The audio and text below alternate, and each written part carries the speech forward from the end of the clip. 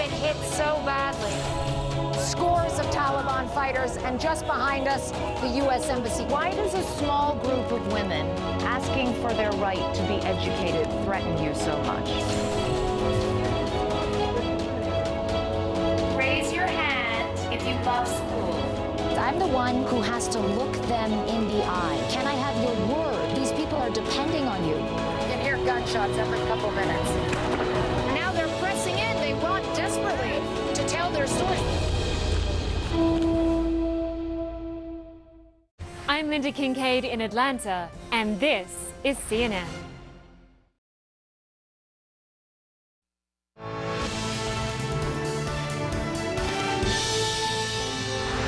Hello again, everyone. Thank you so much for joining me from New York today. I'm Frederica Whitfield. Right now, protesters are gathering once again outside the U.S. Supreme Court following Friday's historic ruling overturning Roe v. Wade. The decision stripping away constitutional protections for abortion that women have had for nearly 50 years, and now leaving it up to states to decide whether abortion should be legal within their borders. At least 26 states are either poised to or have already banned abortion. The ruling cheered by anti-abortion supporters after decades of fighting, but a broad majority of Americans disagreeing with that ruling. In a CNN poll conducted just weeks ago, 66% of Americans said they did not want the Supreme Court to completely overturn Roe v. Wade. CNN has reporters on the ground covering this seismic decision. Let's go first to CNN's Joe Johns outside the U.S. Supreme Court, where I know it's very noisy. A lot of people there. Joe, what are you seeing? It is noisy, Fred, and we have seen a lot of chanting, a bit of confrontation, because there have been people here on both sides of this issue yelling at each other. It's been largely peaceful. Talking to people in the crowd, you get a real sense of what brought them and a sense that they come from both near and far. It was very easy to find a woman who flew up here from Dallas this morning, another woman who flew up here from Sarasota, Florida last night. Let's listen to what some of these folks had to say. We already walked this walk once, and here we have to come back because of my daughter and all the other people in the world this affects. Yesterday, I was furious, and normally I participate locally in my local protest. I said I have to be here for this one because this one feels different. This one feels different. This one is critically important because this is it's just the beginning. They're taking away our choices one at a time. It's not about babies.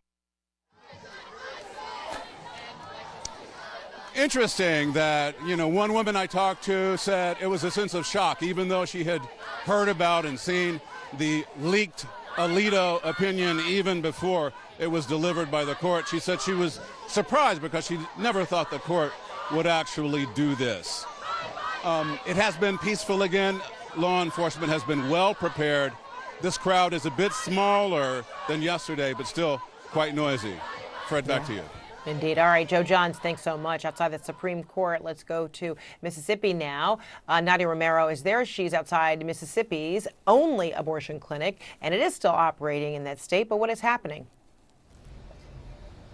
Well, Virginia, it has been a very confrontational day all day, and as it gets further along through the day and the temperatures rise, the tensions seem to rise. I want you to take a look right outside. You can see there's much more police presence here than what we had earlier today. There's one traffic enforcement officer, one just left, and what's happening here is that on the other side of the street, so as you come along North State, you make a right here right behind me, you turn into the abortion clinic. There's a driveway where patients have been coming in all morning. Well, one of the anti-abortion protesters decided to block that driveway and jam up traffic all the way down the street and on the street here. So state police came out, Jackson police, other law enforcement officers came out to try to clear traffic and bring down the tension. And the goal for those protesters was to stop traffic and take flyers like this one, and this is the least graphic of the bunch, take them, slap them on the windshield of someone trying to go into the clinic, telling them that they don't need to do it, that they don't have to have an abortion. There are other options. But then when those women leave the clinic after they've had their procedure, the conversation changes, telling them that they're going straight to hell, that they are an abomination, and things rile up again. So that's what we're seeing here at the clinic. I went inside and I spoke with the adoption provider, and I asked him what's next. You've got the next 10 days or so before the law is certified in Mississippi. What happens next? And here was his hopeful answer. This really is not sustainable, to take away a constitutional right to do this to women. So I'm hopeful that at some point, either through the government getting an agreement to codify a law, that this will be overturned. But until then, so what will I do personally? I'll probably travel to New Mexico and provide services there. So the only reason why he lived in the state of Mississippi was to provide abortions for women he believes who needed it as their health care right. Now he's going to go to another state to continue his practice. He says he is not a baby killer, that he is having abortions for fetuses that were not viable outside of the womb. He doesn't like being called that. He has been threatened with death. He has been followed, and that's why he didn't want to have his name or face on our air. You would think at this point, Fred, that people here would be happy, that this would be victorious for the anti-abortion protesters. They won. They got the ruling that they wanted. Not only getting the 15-week ban in Mississippi, but having Roe v. Wade overturned was more than they ever thought would happen. But that isn't the spirit of the anti-abortion protesters we're encountering here in Jackson. Fred? All right. Nadia, thank you so much. Let's go to Los Angeles now. Camila Bernal is there. And Camila, you were walking with dozens of people who were blocking streets yesterday. What's the scene today? Well, we expect a similar scene here, but maybe later on. It is still early here on the West Coast, and yet already there is a large group of protesters. Dozens have been gathering for the last hour or so. They were making a lot of the signs, kind of getting ready for the day. But as you can see, the crowd is getting larger and larger by the minute. You see those signs, "My body is my own, regulate guns, not women." There are women and men here who are starting to gather because they say they want to send a message. And it's that they stand with the people that are in other states, because they know that here in the state of California, abortion is protected. Governor Gavin Newsom yesterday signing a bill sort of saying that this is where California stands, that we are going to protect women in the state of California. And so a lot of these women have been here today and yesterday. We were marching all around this downtown area, and even, as you mentioned, Fred, into the 110 highway. We were there for, say, 15-20 minutes until LAPD kind of closed off the highway so that the protesters could be pushed back into the streets of downtown Los Angeles. So it is likely that these protesters will start marching around the downtown LA area later on today. But as I mentioned, a lot of them at the moment just gathering here at a park. I think it is also very important to point out that there are a lot of people on the other side of the issue, despite the fact that California is a state that protects abortions. I spoke to one activist who was celebrating the Supreme Court decision, and what she was telling me was that she and her group is going to have a lot more work in the state of California moving forward. She pointed to people who are going to come to the state of California to get an abortion here. They call it an abortion vacation, and of course they are standing against all of that and against what all of these people here are protesting. So as you can see, we're starting to walk, but we'll keep you updated as to what's going to happen the rest of the day. But this group, of course, wanting to make their message very clear. Fred? All right, Camila in Los Angeles, Nadia in Mississippi, Joe Johns in D.C. Thanks to all of you. Appreciate it.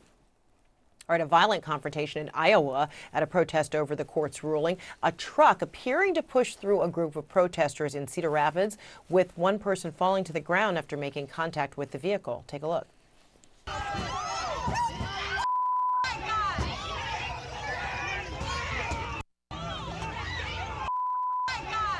Oh my gosh, police said verbal confrontations took place between the protesters. The mayor of Rapid City issued a release following the incident saying, "We all have a right to our opinions, but we must act in a peaceful and respectful manner." The protester went to the hospital for evaluation, and police are continuing in their investigation.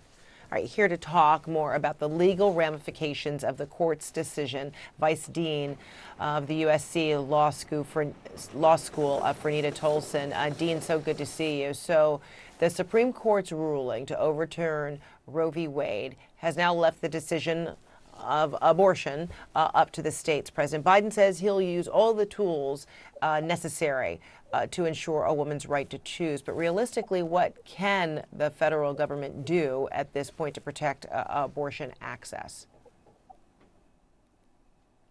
There are certainly things that the federal government can do. So, for example, yesterday, the Attorney General came out and said that states could not prevent individuals from taking an FDA-approved drug that would induce abortions, even in states where abortion is prohibited.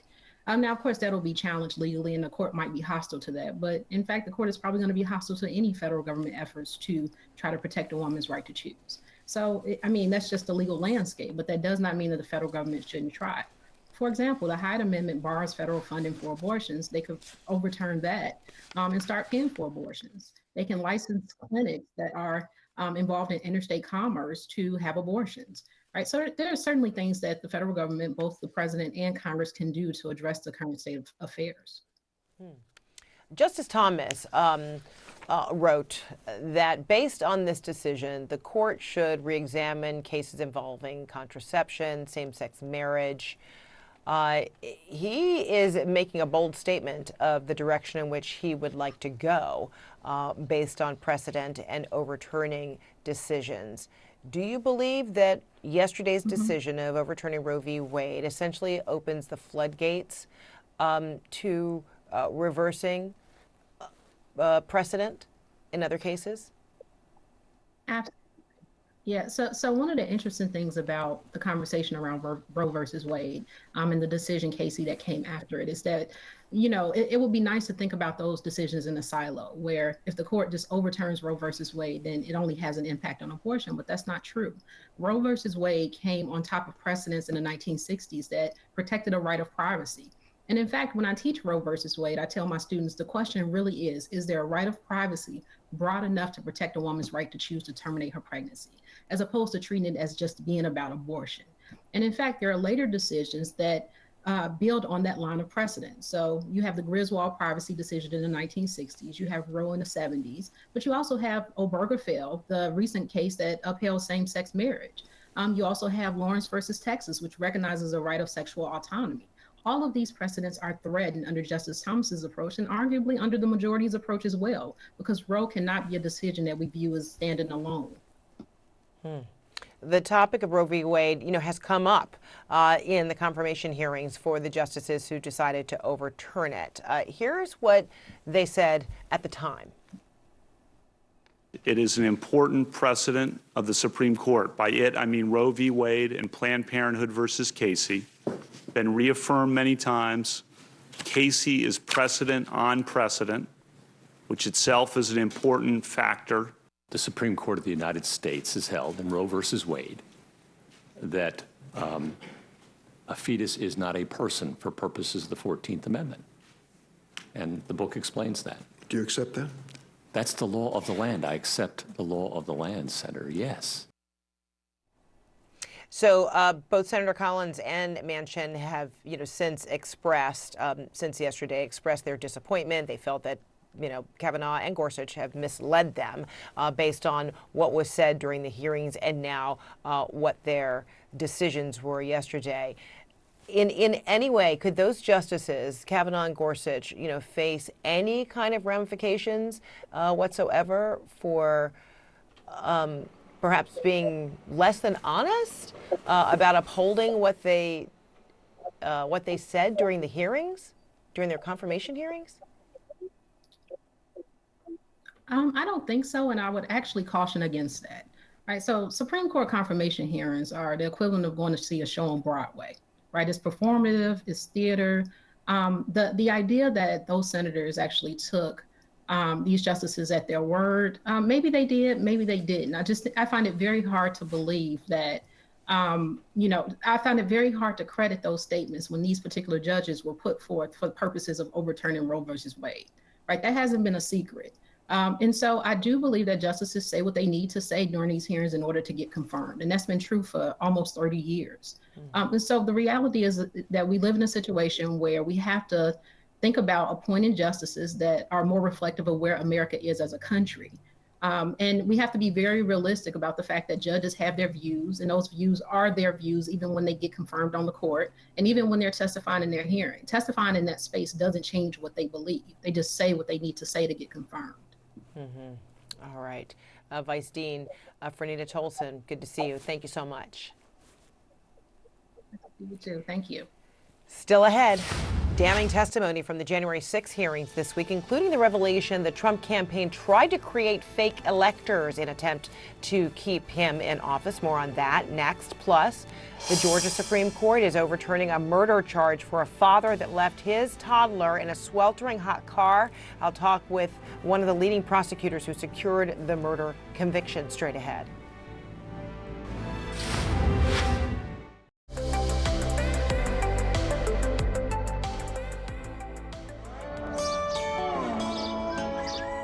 We are here in Abu Dhabi, the capital of United Arab Emirates, and we are in Rahal Ranch.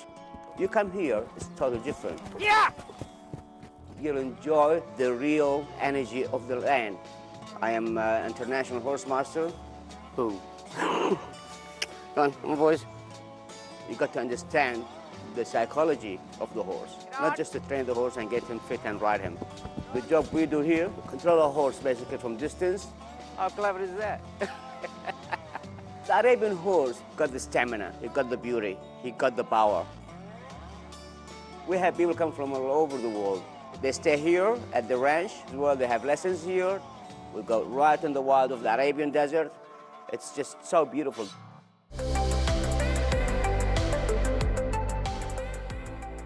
Air Quality Update in association with Copernicus, Europe's Eyes on Earth.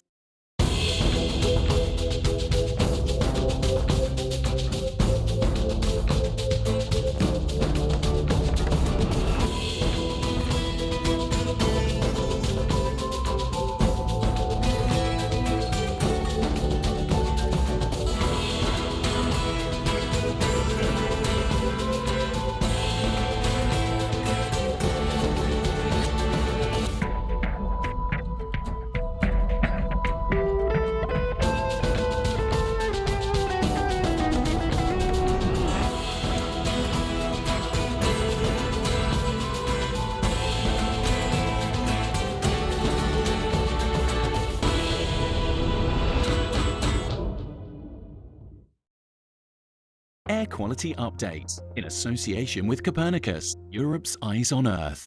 The world's biggest business stories in one place. Expert analysis from every corner of the globe. Marketplace, Africa, Asia, Europe, and Middle East. With CNNBusiness.com. Once-in-a-generation opportunity. Technology, innovation, business.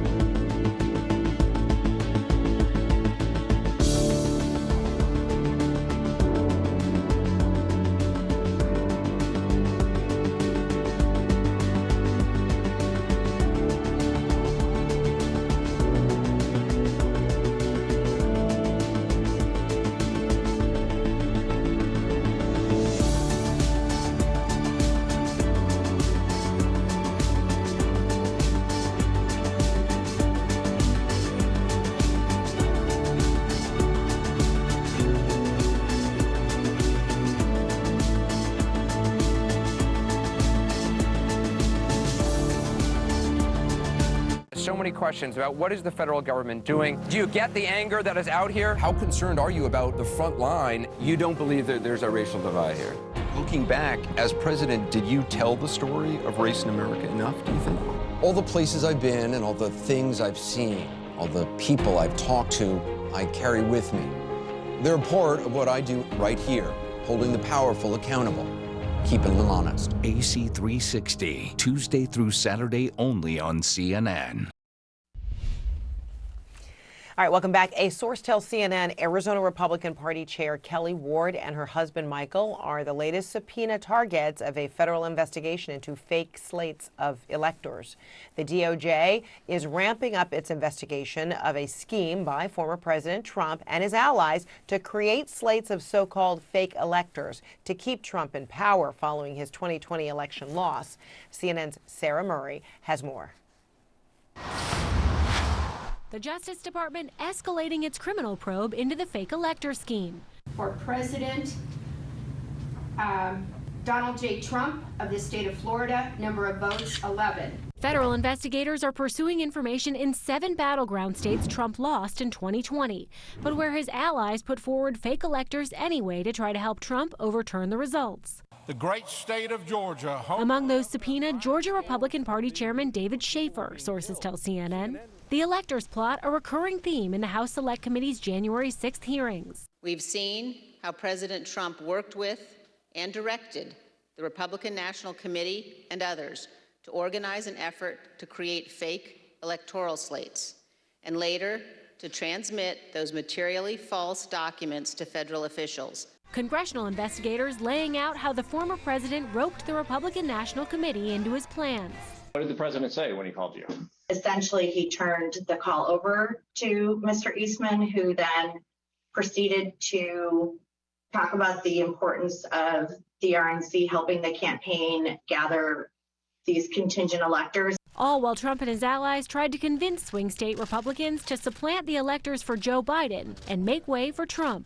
In Arizona, State House Speaker Rusty Bowers testified he got calls from Trump, Attorney John Eastman, and Congressman Andy Biggs. And what did Mr. Biggs ask you to do? He asked if I would sign on both to a letter that had been sent from my state and or that I would support the decertification of the electors, and I said I would not. In Pennsylvania, a barrage of calls from Trump's attorneys to State House Speaker Brian Cutler.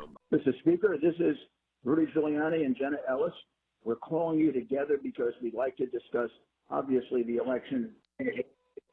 Hello, Mr. Speaker. This is Jenna Ellis, and I'm here with Mayor Giuliani. In Michigan, a plan allegedly floated by a Trump campaign official for fake electors to hide overnight in the state capitol. Michigan Republican electors were planning to meet in the Capitol and hide overnight so that they could fulfill the role of casting their vote. I told him in no uncertain terms that that was insane and inappropriate. Officials like Bowers, Cutler, and Cox refused to go along with Team Trump's plans. But across the country, some 100 others complied, signing bogus elector slates that are now the focus of a criminal probe.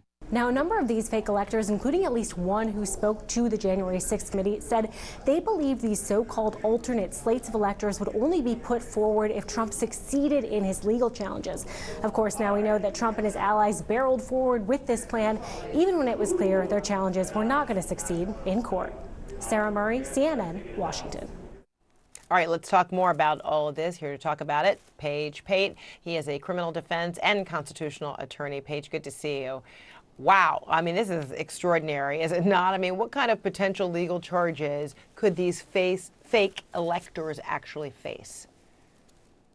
Well, Fred, we've heard a lot of discussion about potential legal exposure, not just for the electors, but for the people that were involved in getting these electors selected, chosen, and eventually sending this slate up to the vice president, up to the National Archives.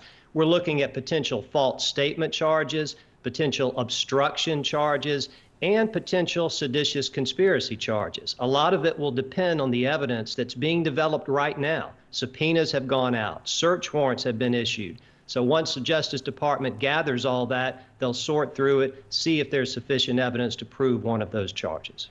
Do you see that it's possible that the former President Trump could face charges for his role in this false electors plot? Fred, I do think it's possible, and here's why. I mean, there was so much legal news this week that I think a lot of people may have overlooked what is probably the single most significant thing that has happened so far in the January 6th committee hearings. And that was something that was not in the committee itself, but the search warrant that was executed at the residence of Jeffrey Clark. He is a former top-level Justice Department official. To get that search warrant, a federal judge had to find that there's probable cause that a crime has been committed. This is not like a subpoena. A subpoena is when we're investigating to see if there's a crime that's been committed. When a search warrant is issued, there's probable cause there's been a crime. We're just trying to get the evidence to prove who did it. So I think the fact that they are now focusing on Jeffrey Clark and people very close to the president during these pivotal days, right around January 6th, suggests that this investigation is far from over. And that raid was happening on the very day that we heard from top DOJ officials, and they helped to shed light on Trump's attempts to weaponize the Justice Department to overturn the election. What was most striking about that day of testimony to you? Well, Fred, they didn't do it. They convinced the president not to put Clark in charge. Otherwise, there was going to be mass resignations at the Department of Justice. This was a situation where I think Trump loaded the gun but didn't pull the trigger. There's no question in my mind if he had actually put Clark in charge and Clark had sent that draft letter to state officials in Georgia and elsewhere saying, look, DOJ thinks that there was fraud in this election. We've got serious concerns. None of that was true. But if Trump put him in place where he could send that letter out, then I think that's strong evidence that there was, at that point at least, an attempt to corruptly obstruct an official proceeding. So it's very significant that these Justice Department people wouldn't go along with it, because I think that single decision kept us from being in a much worse place than we are today. Yeah, their testimonies were very powerful earlier this week. And of course, the hearings resumed later on in June. Thank you so much, Paige Pate. Thank you. All right, President Biden is turning his attention now to the war in Ukraine. Right now, he is en route to Europe for a week of summits, focusing on keeping allies united against Russia. A live report from Austria next.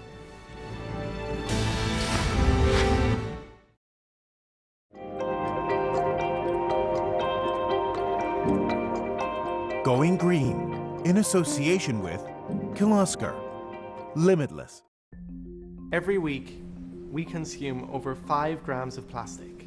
I've just found a mere way to try and remove these from the environment and try and remove them from the environment such that we have less of them entering our food system and entering the environment in the first place. My name is Fionn Ferreira.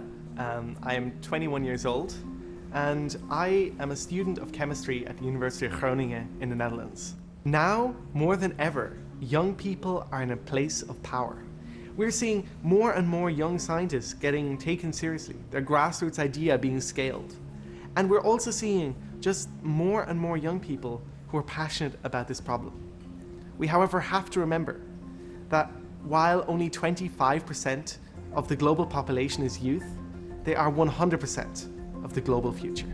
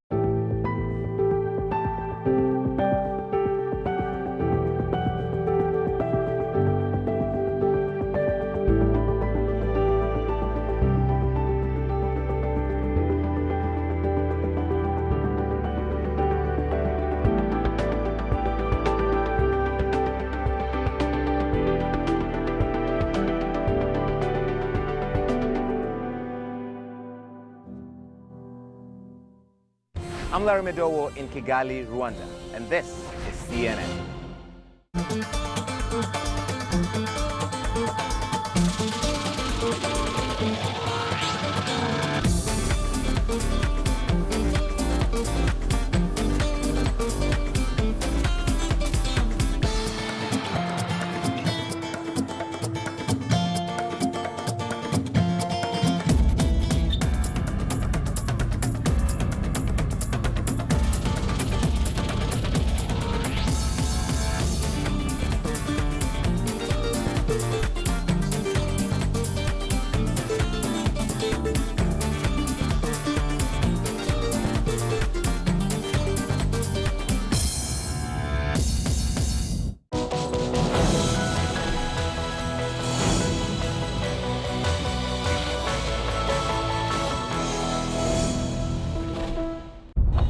here now at the home of one of the FSB team, and my name's Clarissa Ward. I work for CNN. Was it your team that poisoned Navalny? It's just been a chaotic scene here. People are so exhausted. Just gonna help her carry this bag. We were just in the hospital. It was shocking. Why do you think India has been hit so badly? Scores of Taliban fighters, and just behind us, the U.S. Embassy. Why does a small group of women asking for their right to be educated threaten you so much? Raise your hand if you love school. I'm the one who has to look them in the eye. Can I have your word? These people are depending on you. You can hear gunshots every couple minutes. Now they're pressing in. They want desperately to tell their story. I'm Sam Kiley in Ukraine, and this is CNN. A key city in eastern Ukraine is now completely under Russian occupation, according to the head of the city's military. It follows months of grueling and bloody fighting in that area. The situation in Ukraine will be at the top of the agenda when leaders of the G7 meet in Germany this weekend. President Biden left Washington and is now on his way. CNN's MJ Lee joining us now. So, MJ, what do we expect out of these meetings?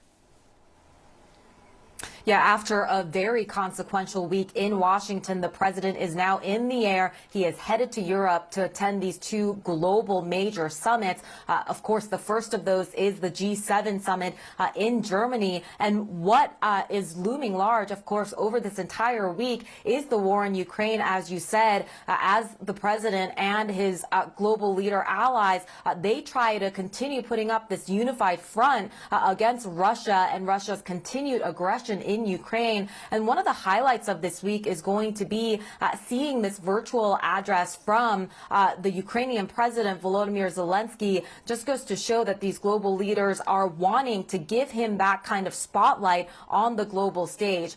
Now, U.S. officials have said that they are going to be announcing some new steps during the G7 to take on Russia. And one of the things that we've learned in the last hour or so is that one of the initiatives that will be announced is an import ban on new gold from Russia. Now, the other big issue that will be up for debate during this week while the president is here is the impact that the Ukraine war has had on the global economy. Of course, back at home, the president has dealt with the challenge of high prices, inflation affecting everything from gas prices to food prices. And the Russia aggression in Ukraine has been a huge factor in all of that. So, Fred, just goes to show, yes, the president is going to be very much focused on foreign policy. He is going to be spending time away from Washington for several days, but a big reminder that these foreign policy issues, particularly, again, the war in Ukraine, is very closely tied to very important domestic issues at home.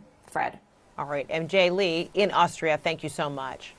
All right, coming up, the reversal of Roe v. Wade will impact millions of American women, but experts say it will disproportionately affect women of color. A closer look at that next.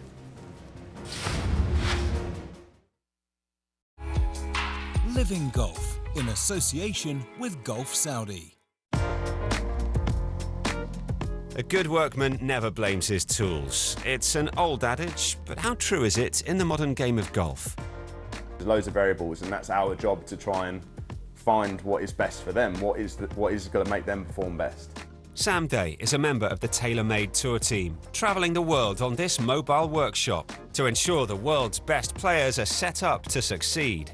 If they want to test a shaft, we've got a massive shaft rack full of these things, and you can go ahead with those. We've got different sleeves that you can alter the loft and the lie of the golf club to affect the ball flight, change the launch, change the spin. We can change the weight of the golf club. So yeah, it's an ongoing process. Some fits, but you can get really lucky and be like, that took an hour. But then you get sometimes you're working with a player, it can take a few weeks to get it absolutely perfect.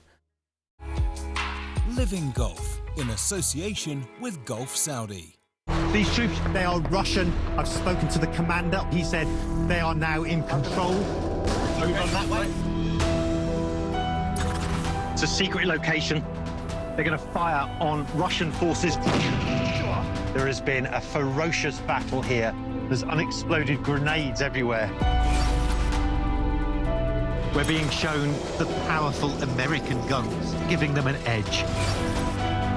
You downplayed the US intelligence assessment. Do you now regret that? I'm in Kiev right now, and it is under attack, Mr. Lavrov, from Russian forces. I'm being told by our security that we need to get our flak jackets on. No matter where you are in this country, lives are being shattered. There are thousands streaming out. It is at least a chance to save their own lives.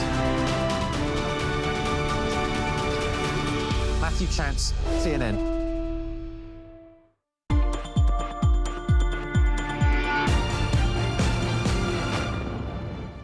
I've personally met people around the world who told me that the first way that they found out about sex trafficking was through our documentary Nefarious. And for many people, that was the turning point that they chose to commit their life to fight this issue. My name is Helen Taylor, and I am the Vice President of Impact at the anti-human trafficking organization Exodus Cry. We are currently headquartered in Southern California.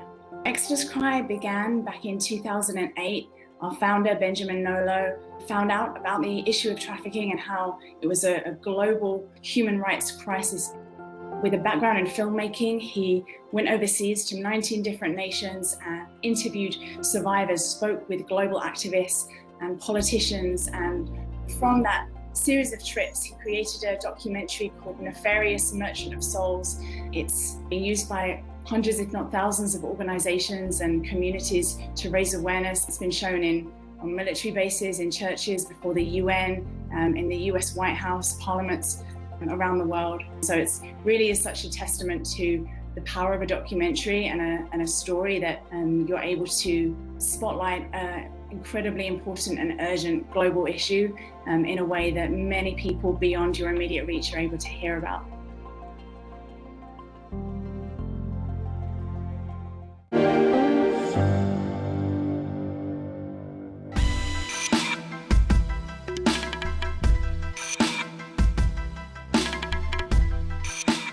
I'm Andrea Vena. I'm the Chief Climate and Sustainability Officer at the European Space Agency. The great responsibility that ESA has to be responsible is linked very much to the fact that since decades our programs are contributing to the understanding of climate change. Our satellites are contributing to the climate variables that are used by scholars and scientists all over the world to identify what are the hotspots for climate change. Therefore, we feel accountable. We know what is the situation, and therefore it is very much important for ESA to be on the leading edge for fighting against climate change. All right, live pictures right now in Nashville, where a pro-abortion rally is underway. People making posters, people gathering. It is just one of several cities where protests over the Supreme Court's ruling are happening today. CNN's Camila Bernal is in Los Angeles, and Joe Johns is at the U.S. Supreme Court. Joe, to you first.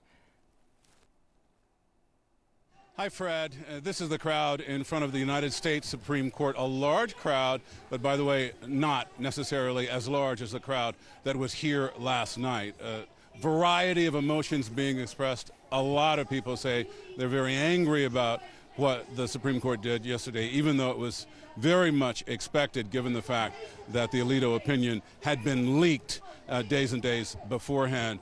Interesting also to note that among the people I've talked to here in the crowd, a woman from Dallas, made the point that she said, look, this is about more than just Roe versus Wade, more than just about abortion. It's about the whole bundle of rights that have been accumulated by Americans by and through the Supreme Court over the years, things like contraception and so on, privacy, things that Americans very much treasure, but are not mentioned in the United States Constitution. So this rally continues. It has started to grow over the last couple hours. We're seeing more people, not less. Fred, back to you. All right, Joe Johns in Washington. Camila in Los Angeles, what's the scene there? Well, there's a lot of chanting. There is also a large group of people here outside of City Hall. You can hear their chants echo all throughout the downtown area. There are many women here and men supporting them, families, children. You can see the signs, their passion. They have been here just about 30 minutes, but more and more people continue to come here. And they're essentially giving the mic to anyone who wants to talk between their chanting. And the message that I'm hearing constantly is that these women and really this community stands with women in other states that cannot and do not have the right to an abortion. So they are thankful that the state of California protects abortions, but they want to support other women in other states. That has been the message repeated over and over again by this group. So really just a very emotional and passionate group here, and they say they will continue to be here throughout the day, Fred. So we will, of course, keep you posted with what happens next. All right, Camille in Los Angeles, Joe in D.C., thanks to both of you. Appreciate it. So the court's decision is already changing the lives of women all across the country. CNN's Amara Walker spoke to a single mom in Jackson, Mississippi, who decided to seek an abortion but ran out of time. Y'all gotta go get on the van. There's no mistaking this mother's dedication to her 3 young boys. Handwritten Post-it notes can be found in every room of their home, guiding and encouraging them. A lot of the things that I tell them are the words that get me through parenting every day. Parenting for 34-year-old Amanda Furge has been a journey filled with difficult decisions. I get emotional talking about, because we've been through so much. Even now, we still go through things. Furge knows what it's like to be poor and pregnant, a single mom of 1 escaping an abusive relationship, living on government assistance with limited access to health care.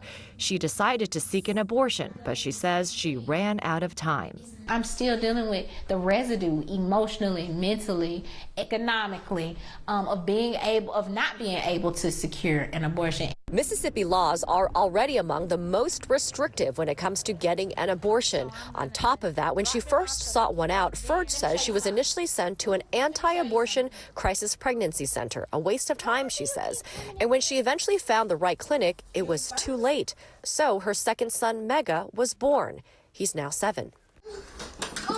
Furge says she has no regrets and she's trying her best to raise 3 boys. Hey, well, you're here now. Welcome to the family.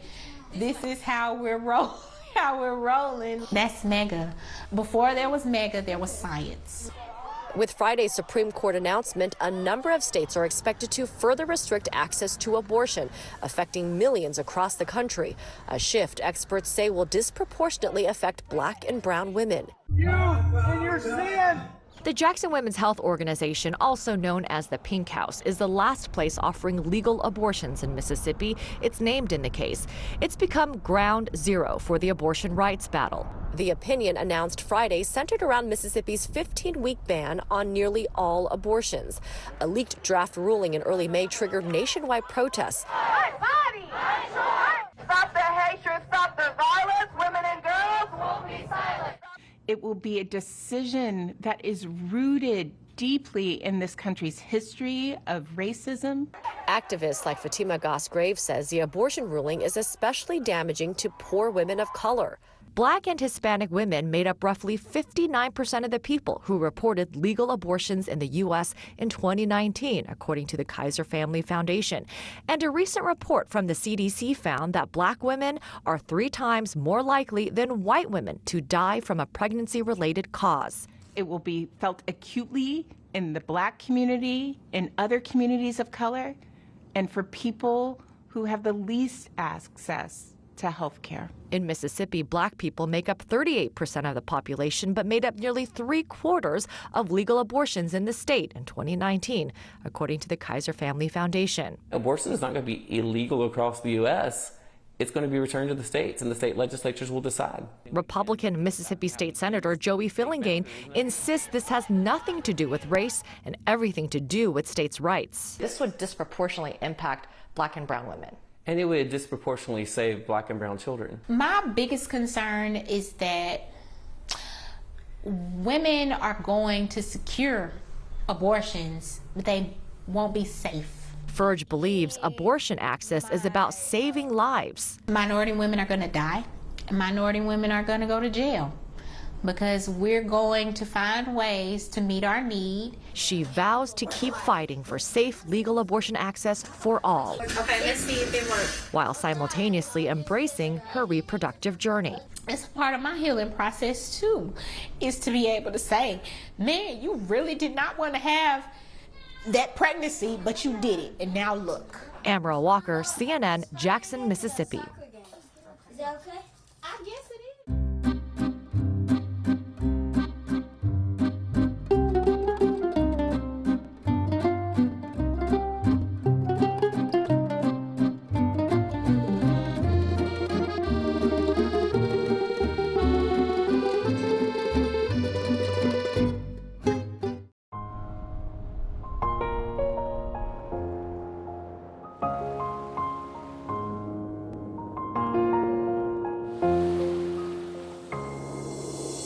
We share this place, we all belong.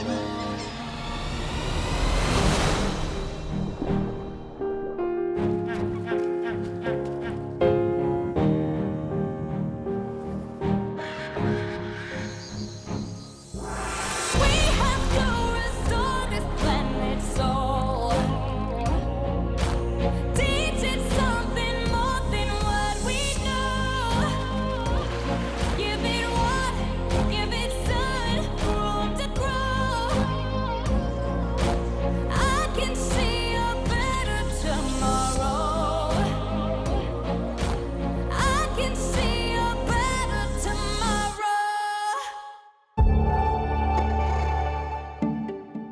I think it is the opportunity of government, and it's the opportunity of the private sector, and it's the opportunity of our American communities to welcome refugees. You know, the fall of the Afghan government, the Russian invasion of Ukraine, you know, these have triggered massive displacement events at a scale and speed not seen in decades. I think what we've discovered at Welcome.us is while there are significant capacity constraints to overcome, they can best be overcome when we tap into the extraordinary capacity of our American communities, our civic organizations, and our private sector. Refugees often arrive with a wide variety of professional and educational backgrounds. And what we know from the refugee experience is that they're extraordinarily successful. Attracting newcomers and welcoming them robustly is a win-win for everybody.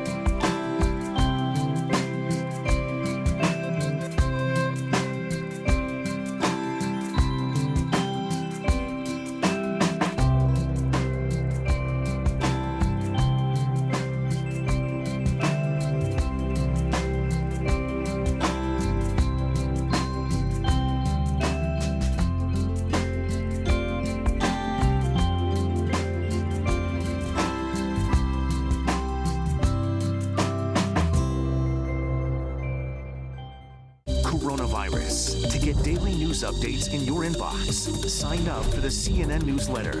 Coronavirus. Fact versus fiction. Sunday, shockwaves as the U.S. Supreme Court overturns Roe v. Wade. A look at the controversial decision. When it comes to limits on abortion access, is America exceptional? Fareed Zakaria, GPS. Sunday on CNN. All new African Voices Changemakers. Create opportunities. Impact communities.